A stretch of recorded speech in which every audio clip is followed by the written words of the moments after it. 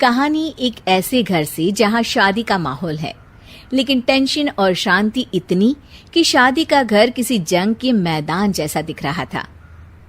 अरे जैसा मर्जी डेकोरेशन कर दो, पैसों की चिंता मत करो। इतना पैसा जब लड़के वालों को दे दिया तो फूल वालों को देने में मुझे क्या दिक्कत है? अरे धीरे बोलो ना, साफ लग रहा है कि फ्रस्ट्रेटेड हो। अरे तुम तो चुप ही रहो। एक बेटी संभाल नहीं पाई। सारा दिन मैं काम पर जाता था, सोचता था घर पर बच्चों को अच्छे से संस्कार मिल रहे होंगे, लेकिन नहीं, मैडम को तो अपनी किटी और फैशन से फुर्सत मिले तब ना। माँ चुपचाप वहां से चली जाती है। समझ में नहीं आता कि आखिर शर्मा खानदान में हो क्या रहा है। कल तक चिड़िया सी फुदकने वाली शीना की शादी यूं अचानक एक मोटे काले लड़के से क्यों हो रही है?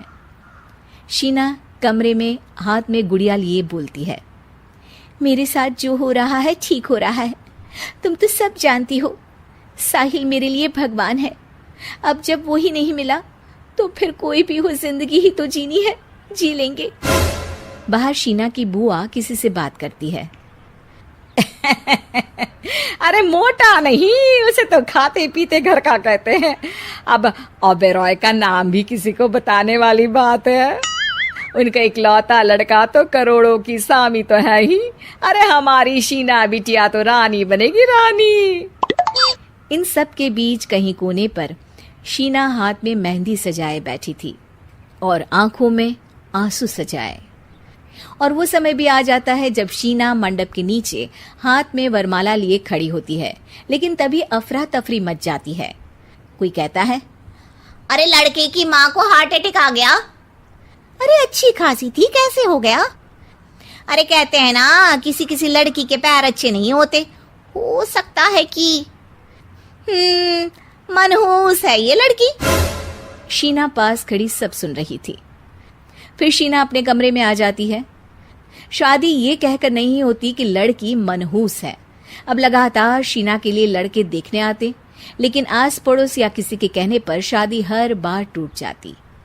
लेकिन एक दिन, अंकल, मैं काफी दिनों से आपसे मिलने की कोशिश कर रहा था, लेकिन हिम्मत नहीं हो पा रही थी। अरे बेटा, हिम्मत तो हमारी टूटी पड़ी है। वैसे कौन हो तुम? अब मेरा नाम साहिल है अंकल। मैं शीना से प्यार करता हूँ और उसी से शादी करना चाहता हूँ। अरे अब तो किस जात के हो ये भी मायने नहीं रखता। बेटा, मेरी बेटी मनहूस है। ये सब कहते हैं कि इसीलिए उसकी शादी नहीं हो पा रही। अगर तुम शादी करने को तैयार हो तो ठीक है।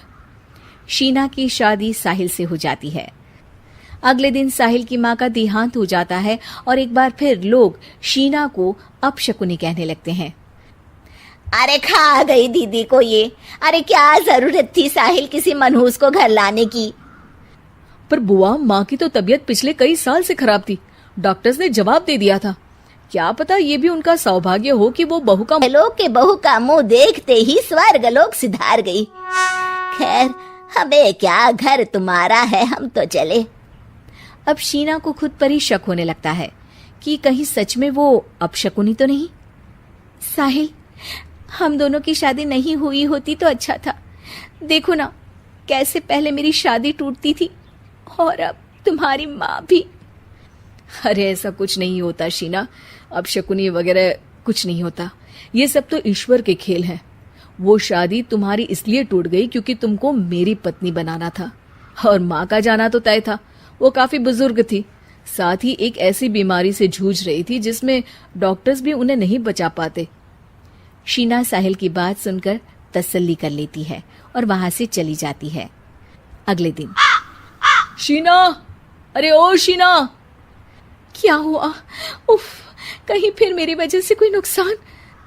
अरे नहीं नहीं शीना, तुम जानती हो, जिस प्रॉपर्टी के केस को हम बरसों से लड़ रहे थे उस पर फैसला आ गया, वो भी हमारे हक में। अब हम करोड़पति हो गए शीना। शीना शांत रहती है। अरे क्या हुआ? करोड़ पत्नी बनकर तुमको खुशी नहीं हुई? शीना की आंखों में पानी आ जाता है। चलिए जी, कुछ तो अच्छा हुआ मेरी जिंदगी में आकर आपके साथ। साहिल शीना को गले लगाकर कहता है, मेरी नई नौकरी भी तुम्हारे ही आने से लगी। ये प्रॉपर्टी का केस जीता, सब कुछ तो तुम्हारे आने के बाद ही हुआ। फिर तुम मनहूस कैसे? ये सुनकर शीना खुश हो जाती है।